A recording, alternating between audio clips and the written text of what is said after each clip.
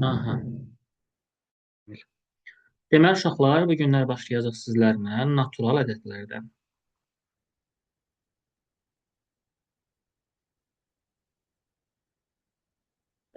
Biraz xırdaçılığı çox olan mövzudur. Ona görə çalışın diqqətlə qulaq asasınız ki, hansı qayda harda tətbiq olunur, hamısını dəqiqliklə biləsiniz. Deməli uşaqlar, natural ədədlər bilirik ki, əşyaları saymaq üçün istifadə olunan ədədlər natural ədədlər deyilir. Biz natural ədədləri sayarkən bilirik ki, birdən başlayırıq da. Ona görə deyəcəksiniz ki, ən kiçik ədədimiz, natural ədədimiz 1-dir. Ən böyüyü də yoxdur, çünki sonsuza qədər davam eləyir. Daha sonra bunlar bölünürlər tək və cüt olmaqla iki qrupa. İndi biz bunu iki qrupda yox, üç qrupda keçəcəyik. Birinci sizə deyəcəm mən cütləri, sonra təkləri, bir də ümumini. Ümumi deyəndə, yəni bunun içərisində həm təklər gedir, tək və cüt, qarışıq da sıra ilə gedəcək. Bunlardan söhbət gedəcək. İndi uşaqlar, natural ədədləri biz işarə eləyəcəyik balaca n hərfindən. Balaca n hərfindən. Bu natural ədədlərdir. Əgər mənə böyük hərf desə, bu çoxluqdur. Deməli, bu nədir? Natural ədədlər çoxluğu. Çoxluq. Yəni, bunun içərisində bütün natural ədədlər daxildir. Mən oradan birini seçirəmsə, onu balaca n hərfindən işarə eləyəcəklər. İndi, istənilən bir ədədi cüt eləmək üçün onu 2-yə vururam. Məsələn, 5-dir. Cüt eləmək üçün deyərsən, müəllim, üstünə 1 gəlim. Sənə mən başqa bir ədəd versəm, onun üzərinə 1 gələndə həmin ədəd cüt alınmaya bilər.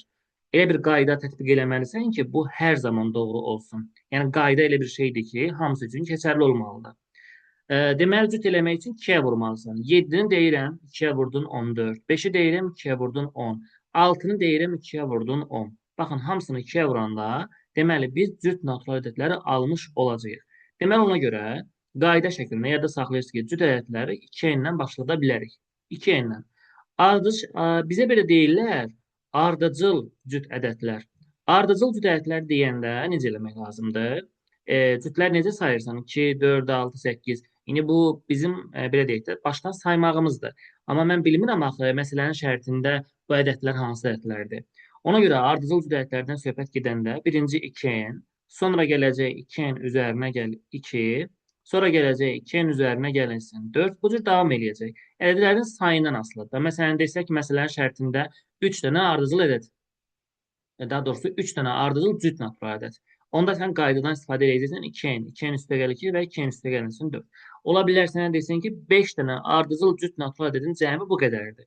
Onda sən başlayacaqsan 2n, 2n üstəgəl 2, 2n üstəgəl 4, 2n üstəgəl 6 və 2n üstəgəlinsin 8. Yəni 5 dənəsi bu cür götürürsən. Təklərdəsən, həmin cüt ədədlərin üzərinə tək ədədlər gəlməlisən. Məsələn, bayaq 2n idi. Sən bunun üzərinə 1 gəlsən, bu artıq tək ədəd olacaq. Sonra 2n üstəgəl 2 idi. Artıq bu olacaq 2n üstəgəl 3. Sonra 2n üzərinə gəlinsin 5. 2n üzərinə gəlinsin 7, 9 və s. Bunlar gedəcək necə ədədlər? Ardıcıl tək ədədlər. Bunun çıxmayla da yazma olur uşaqlar. 2n çıx 1 də yaza bilərsən, 2n çıx 3 də yaza bilərsən, 2n çıx 5 də yaza bilərsən. Fərqi yoxdur, amma çalışın hamısını üstə gəlməklə yazın ki, qarışıqlıq düşməsin. Bir yolunu öyrənmək yaxşıdır, belə deyək. Ümumi ədədlər nədir? Ümumi tək ədədlər, cüt ədədlər qarışıqdır. Məsələn, sıra ilə sayanda necə sayırsan? 1, 2, 3, 4, 5, düzdürmü? İndi sən ümumi natural ədədləri n ilə işarə eləmişdin. Sıra ilə gedəcəksən n, sonra gələcək n üstəgəl 1, n üstəgəl 2, n üstəgəl 3 və s. İndi bunlar hansı tip məsələlərdə istifadə olunur? Bir dənə nümunə yazaq buna aid. Məsələn, deyir ki, 3 ardıcıl cüt natural ədədin cəmi olsun 186-dır. Bir bu ədədləri tapın. Bu ədədləri tapın. Məsələn, şərtini oxuyanda sizdən nəyi soruşur? Birinci onu təyin etməlisiniz. 3 dənə ədəd var, sayını bildik, ardıcıldılar və cütdülər. Deməli, sənin istifadə edəcəyin qayda birinci qaydadır. Cüt ədədlərdən söhbət getdi, ardıcıl olmalıdır və 3 dənə olmalıdır. Birinci 2n idi, ikinci 2n üzərinə gəl 2 idi, üçüncü isə 2n üzərinə gəlinsin 4 idi. Hər üçünü yazdım. Deyir, bunların cəmi. Deməli, mən bunları toplayıram. Toplayanda n-ləri bir toplayacaq, eləcək bu 6n. 2 ilə 4 toplayıram, bir yerdə 6. Bu bərabər olmalıdır 186-ya. Onda yazıram 6n üzərinə gəl 6 bərabərdir 186-ya.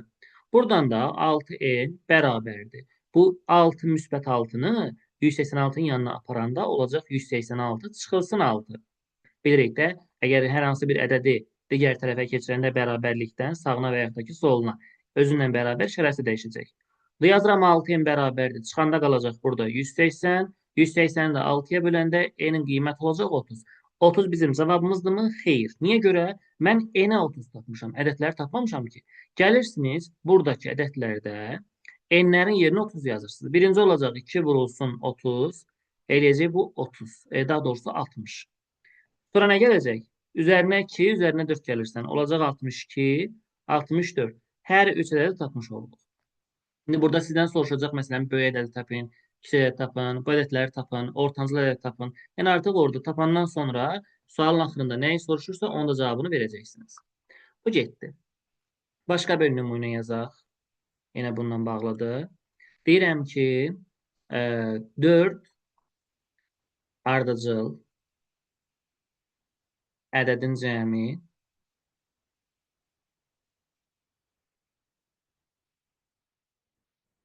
olsun 166. 166'dır. Böyük ədəd tapın deyir.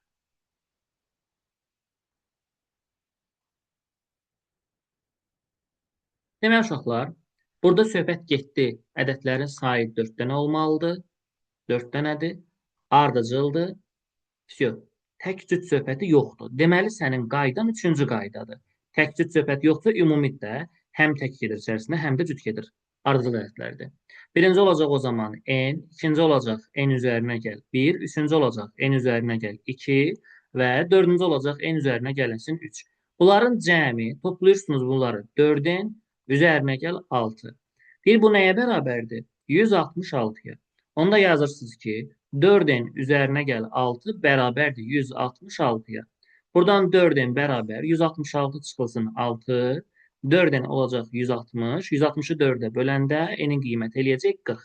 Biz 40 tapdıq birinci ədəd. N-in yerinə 40 yazırsınız. Birinci olacaq 40, ikinci olacaq 41, üçüncü olacaq 42 və dördüncü olacaq burada 43. Hər bir ədədi tapmış olduq. Bizdən soruşur, amma böyük ədədi tapın.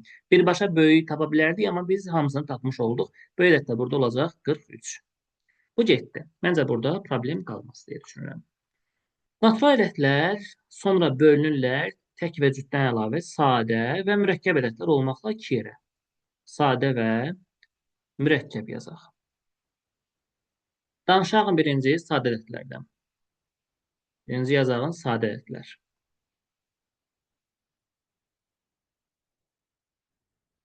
Sadə ədədlər nədir? Yalnız 1-ə və özünə bölünən ədədlərə sadə ədədlər deyilir. Deməli, nə oldu? Yalnız 1 və özünə. 1-ə və özünə bölünən ədədlərdir. Ən kiçik sadə ədədimiz 2-dir. Ümumiyyətlə, cüt ədədlərin içərisindən sadə ədəd bir dənə 2-dir. Yerdə qalan heç bir cüt ədəd sadə deyil. Yəni, sadə ədədlər seçəndə baxın, görün, o təkdirmi, yoxsa cütdürmü? Cütlərə baxmayın ümumiyyətlə, 2-dən başqa. Heç birinə baxmayın. Sonra, 1 nə sadə deyil, nə mürəkkəb deyil. Çünki 1 1-ə bölünür, özü də yenə 1-dir, bu da 1-dir. Yəni, bu qayda ödənməmiş olacaq da.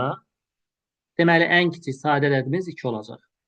Ən kiçik sadə ədəd oldu 2. Həm də yeganə cüt ədəd 2-dir, sadədir. Yerdə qalan heç bir cüt ədədlərimiz nədir? Sadə deyil. İndi uşaqlar, sadə ədədlərin qaydasını bildik ki, yalnız 1-ə və özünə bölünən ədədlərə sadə ədədlər deyilir.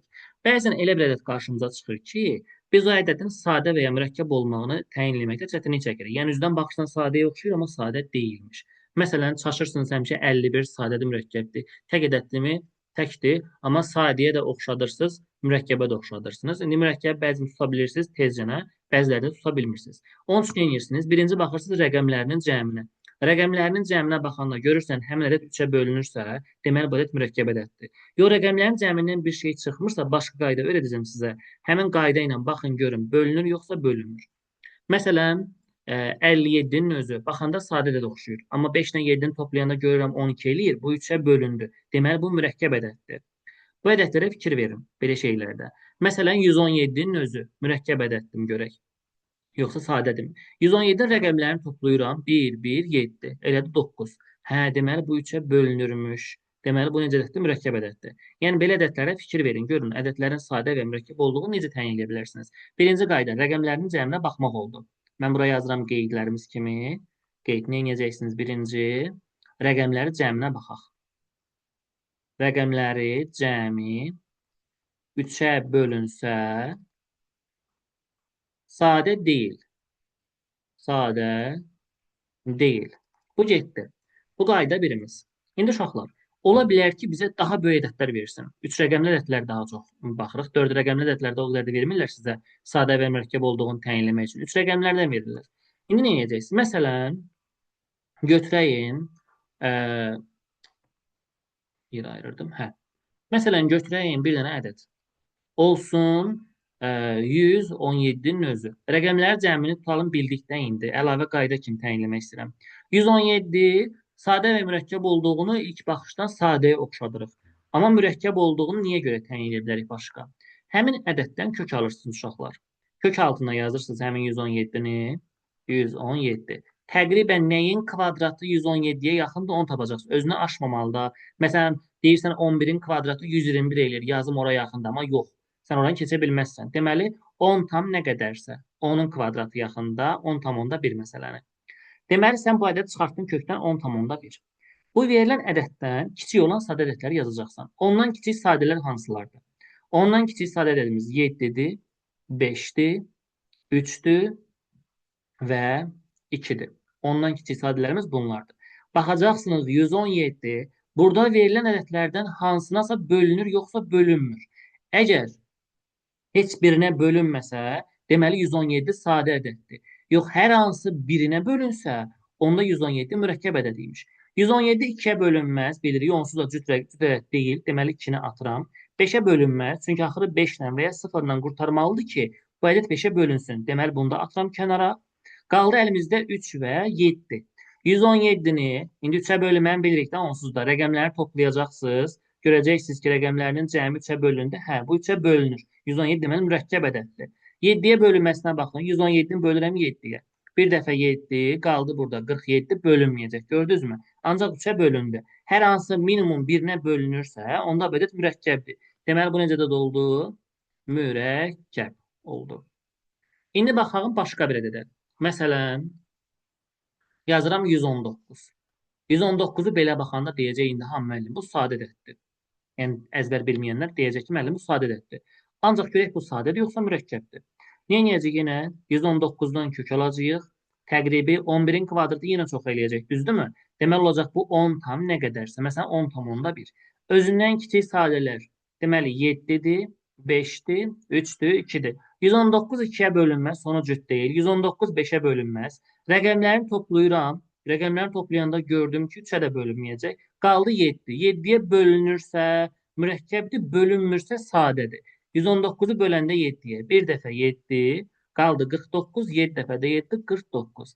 Hə, deməli 7-yə bölündü. Deməli onda yenə bu ədəd necə deyilmiş? Mürəkkəb ədəddir. Ha, bir dənə üstdən təkrar keçirəm. Deməli, ədədlərin sadə və ya mürəkkəb olduğunu təyin etməkdə çətinlik çəkirsinizsə, birinci növbədə baxacaqsınız rəqəmlərinin cəminə. Rəqəmlərinin cəmi 3-ə bölünürsə, ədəd sadə deyil. Çünki o 3-ə bölünmə əlaməti var içərisində. Yəni, bu mürəkkəb ədəddir. Bunu tez bazar tapa bildik. Sonuna da baxırsınız. Sonu əgər 5 ilə qurtarırsa, bilirsən ki, 5-ə bölünəcək. 0 ilə qurtarırsa, cütdür. Niyə sadə olsun ki? Belə şeylərə diqqət yetirin. Ən minimum hallarda, belə deyək də, ən primitiv hallarda gördünüz ki, tapa bilmirsiniz. Onda rəqəmlərin cəminə baxırsınız. Birinci, gördün 3-ə bölünür. Hə, həm ədəd tulla. Bu sadə deyil, mürəkkəbdir. Növbəti addımda gördün tapmaqda çətinlik çəkirsən yenə, nə edəcəksən? Həmin ədəddən kök alacaqsan, kökdən tapdığın cavabdan kiçik olan bütün sadələri yazacaqsan. O sadələrin bir-biri bölünüb bölünmədiyini yoxlayacaqsan. Bölünürsə mürəkkəb imiş, bölünmürsə sadə imiş. Bu da sadə və mürəkkəb ədədlərin qaydası oldu. İndi sadədən əlavə qarışdıra biləcəyiniz bir şey var. Qarşılıqlı sadə. Mən sizə sual verəndə, baxın görün nə sual verirəm. Biri var sadə ədəd. Soruşam sizdən. Biri var, qarşılıqlı sadə ədədlər soruşam sizdən. Sadə ədəd deyəndə mənə tək bir dənə ədəddən söhbət edəcəksiniz. Yəni deyəcəksən məsələn müəllim 3 sadədir, 5 sadədir, 10, 17 sadədir, 15 mürəkkəbdir. Belə cavab verəcəksən. Amma qarşılıqlı sadə sualını versəm, sən artıq başqa cür cavab verməlisən. Yazıram bura. Qarşılıqlı sadə ədədlər. Olaraq qarşılıqlı sadə ədədlər deyəndə sizə 2 dənə ədəd cütü verir. Mötərizənin içərisində verə bilər. Tiplərini yazacağım, hansı tip sual görəcəksinizsə. Və yaxud da ki, sıra verəcək. Həmin sıranın içindən qruplaşma aparacaqsınız. Oradakı ədədlərin qarşılıqlı sadə və ya olub-olmadığını təyin edəcəksiniz.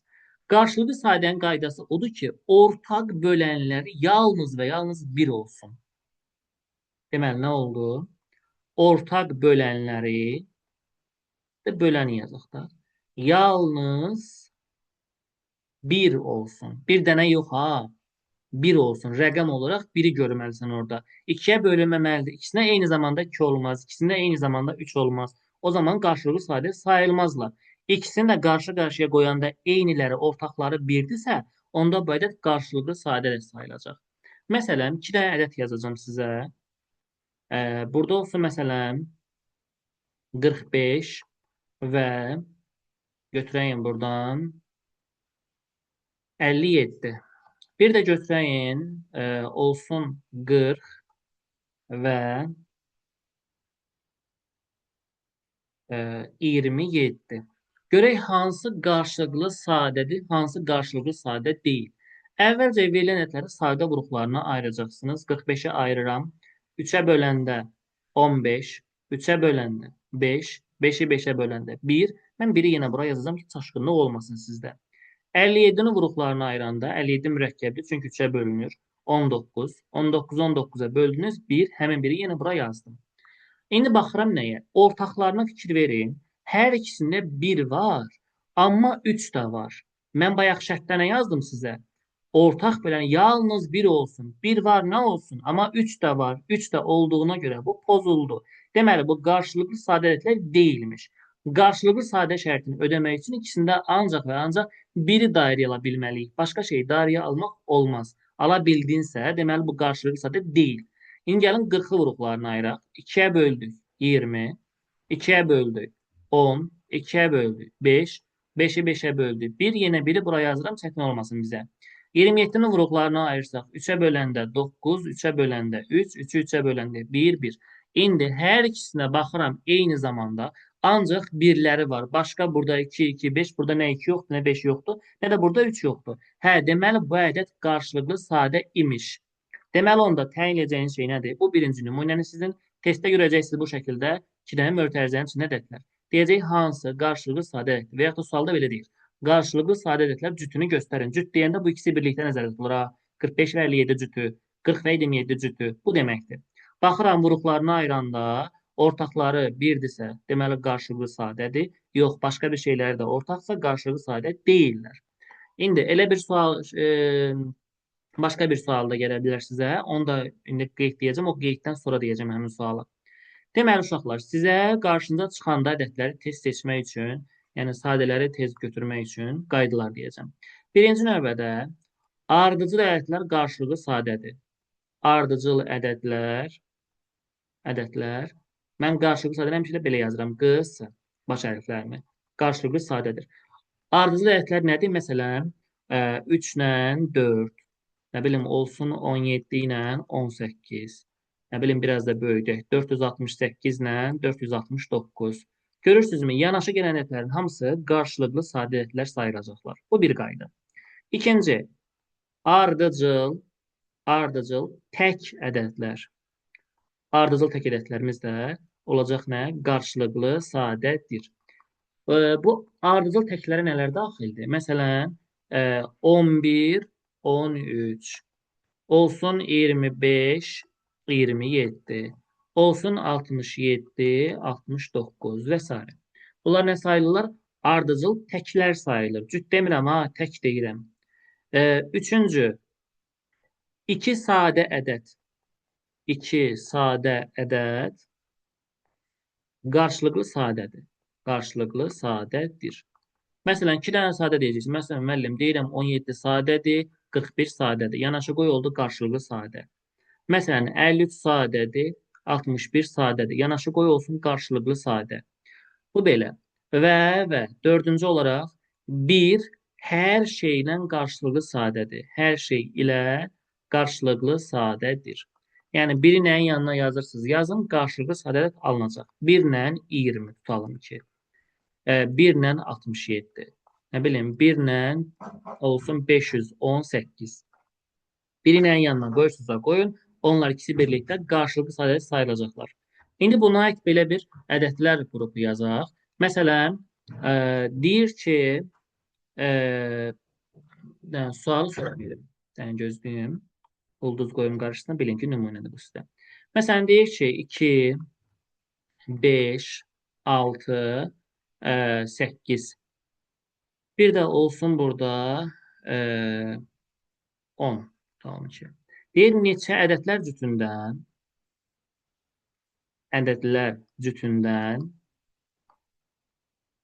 neçəsi qarşılıqlı sadədir? Neçəsi qarşılıqlı sadədir?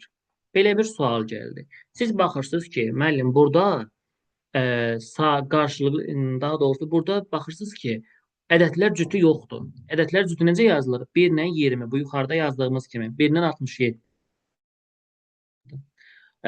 Nə bilim, 1 ilə 518. Bunu gördük. Amma burada cüt görmürük. Nə edəcəksiniz? Özünüz gətirirsiniz, ədədlər cütü yaradırsınız. O necə olacaq bəs? Birinci baxırsan, 2-ni götürürsən. 2-ni və özündən sağdakıları 2 ilə qruplaşdırırsan. Yəni, 2 ilə 5, sonra 2 ilə 6, hamısını bir-bir qruplaşdıracaqsınız. 2 ilə 8 və 2 ilə 10. Bu oldu bir qrupumuz. Keçək indi 5-ə. 5 və özündən sağdakıları götürəcəksiniz. 5 ilə 6. Sonra 5 ilə 8. 5 ilə 10. Getdi. İndi baxıram 6-ya. 6 və sağdakılar. 6 ilə 8. 6 ilə 10. Bitdi. İndi baxıram 8-ə. Bir dənə də qaldı 8 ilə 10. Baxın, burada cütlər yaratdıq. İndi bu cütlərin qarşılıqlı sadə olanlarını hansı olduğunu bilməliyik. 2 ilə 5 hər ikisi sadədir, qarşılıqlı sadədirlər. 2, 6 ikisi də cütdür. İkisi də cütdür, ikisi də cütdür. Demişəm axı, cüt ədədlər ən azından 2-yə bölünürlər. Ortaqları 2-dir. Olmaz. 5, 6 ardıcıl ədədləri götürə bilərəm. 8 ilə 5-in ortağı 1-dir. 8 5-ə bölünəsi deyil də, məlum məsələ. Ona görə qarşılıqlı sadədirlər. Amma 10 da, 5 də hər ikisi 5-ə bölünür, hər ikisi 1-ə bölünür. Qarşılıqlı sadə olmazlar. 6, 8 cüt, 6, 10 cüt, 8, 10 cüt. Cüt ədədləri atıram. Qaldı neçə dənə? 3 dənə sadədir. Deməli, 3 dənə sadə ədədlər cütü var. Olacaq bu şəkildə. Testdə bu sualdan varmı? Bəli, var. Ona görə diqqətli olun, qaydanın vaxtında öyrənin. Qarşılıqlı sadə ədədlərlə işimiz qurtardı. Sadələrlə qurtardı. Bu getdi. Sonra gəlir indi ədədin mərtəbə vahidlərinə ayrılışı. Yazıram bura. Mərtəbələrə ayrılır. Məsələn, birinci növbədə hərfi ifadə kimi yazacağım sizə. A, B, C, D üstündə xətt olanlardan söhbət gedir. Mərtəbə kimi yazılanların hamısının üstündə xətt olacaq. İndi uşaqlar, sayırsınız burada sondan geriyə doğru. Bu sayılacaq təklik. Bu sayılacaq onluq. Bu sayılacaq yüzlük.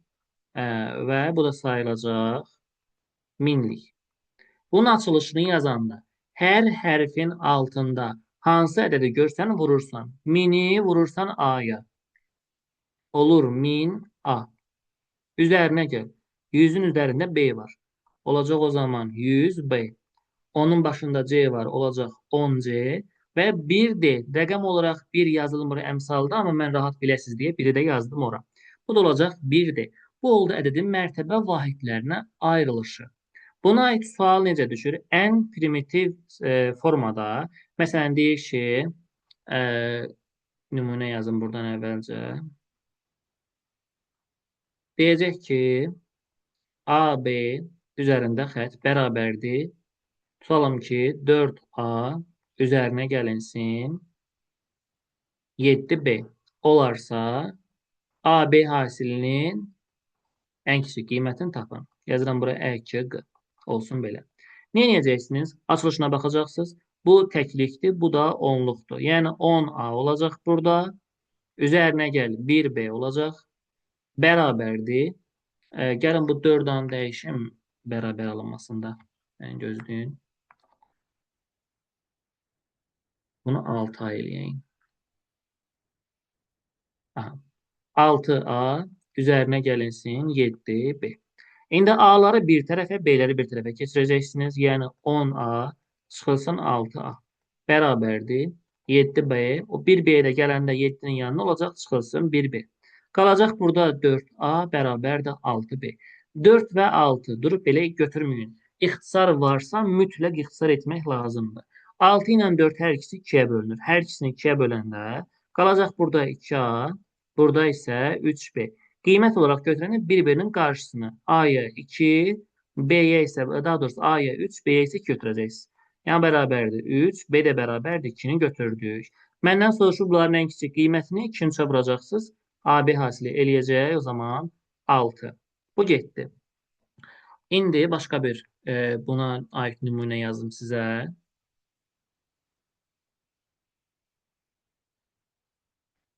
Məsələn, deyir ki, AB üzərində xətt bərabərdir. Olsun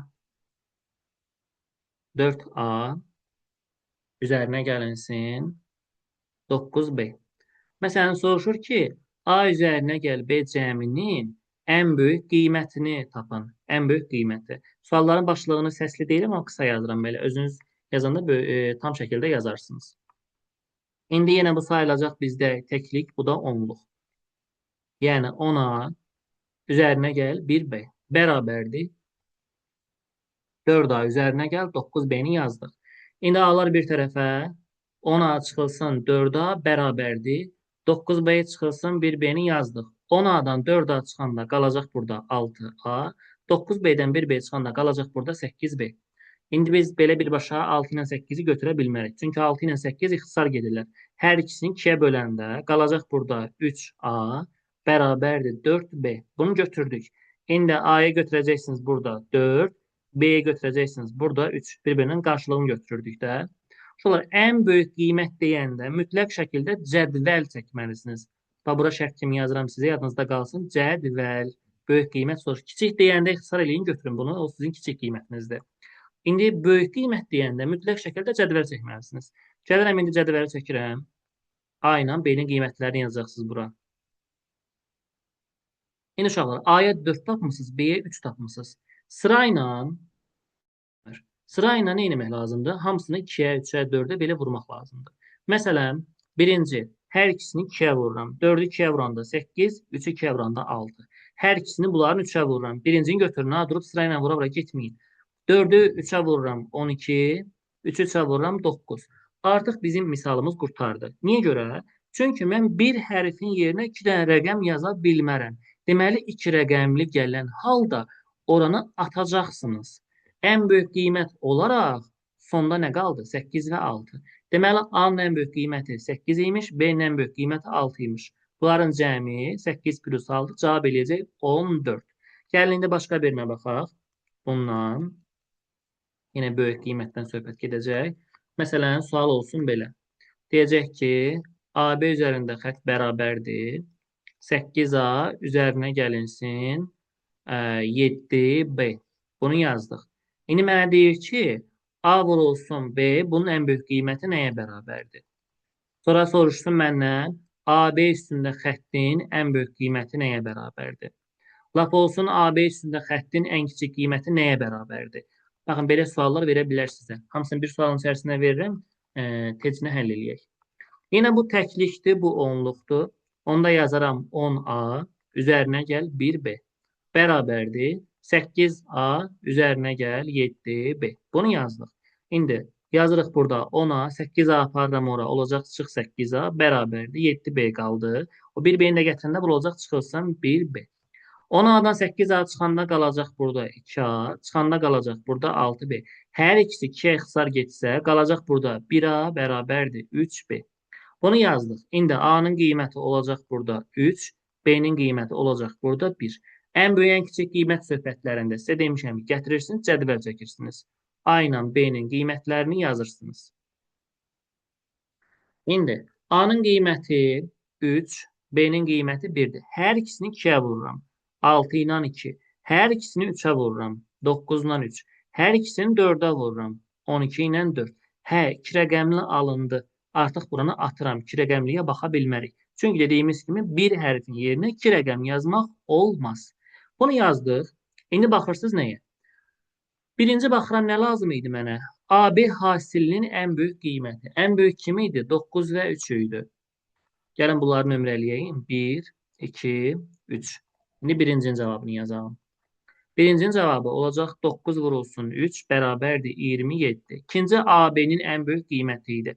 Ən böyük A-da 9, B-də 3 olduğuna görə AB üstə xəttin cavabı 93 olacaq. Sonra belə soruşub bizdən AB üstə xəttin ən kiçik qiymətini. A-nın ən az qiyməti 3-dür, B-nin ən az qiyməti 1-dir. Olacaq bu da 31.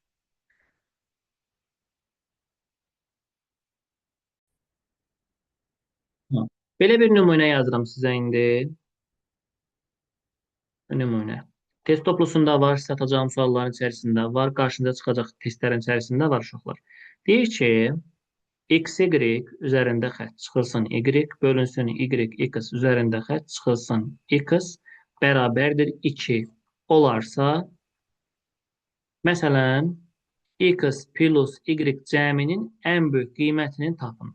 Burada indi fərqli sual da verə bilər. Axırda mən yazdım, ən böyük qiymətini tapın. Deməli, nə edəcəksiniz?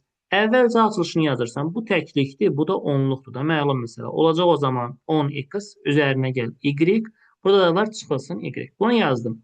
Aşağıda yenə bu təklikdir, bu da onluqdur. Olacaq burada 10y üzərinə gəl 1x çıxılsın x. Bərabərdir 2-ni yazdım. Uşaqlar, yuxarı baxsanız görərsən y çıx y bu 0 verdi bizə. X çıx x bu da 0 verdi bizə. Getdilər. Hə, buradakı onlar da ixtisar getdilər.